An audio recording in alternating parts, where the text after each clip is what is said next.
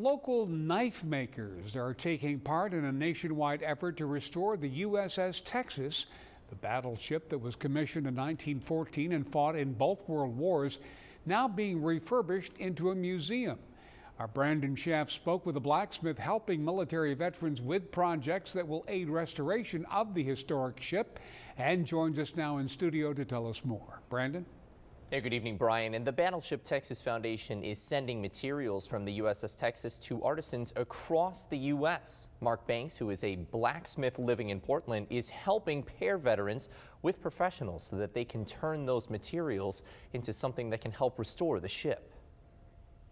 It's like a 8 by 12 by ½ inch piece of steel that comes off the ship, and then a piece of wood from off the deck or wherever it comes from on the ship. And they'll send that to you, and then you make your project out of it and then turn around and donate it back. Brush Country Knife Makers of South Texas and Forging Forward of South Texas are helping veterans find a new passion. Mark Banks is involved with both. Blacksmithing is a hobby since he was a kid growing up on an Oklahoma ranch.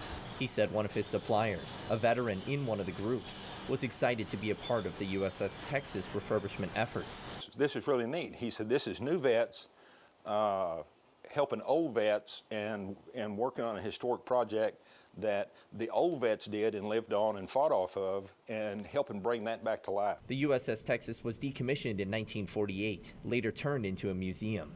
It now needs extensive repairs so it can return to the water. Banks said he's working with at least 4 veterans to make projects with materials from the ship. Their projects will be put up for auction, raising money for repairs. He said knives can be worth between $300 and $1,400, depending on the cause they're going to and who's bidding on them. Making them is also a way, he said, veterans can escape from hardships in a healthy way. Let them learn that, hey, you know, there's a way for me to fight those demons, and it's not through drugs, it's not through alcohol, it's not through violence, that I can fire the forge up and take my frustrations out on that piece of steel with a hammer. Banks said he also has a connection to the U.S.S. Texas. Now 60 years old, he remembers visiting the ship when he was younger. He now has the chance to help save it.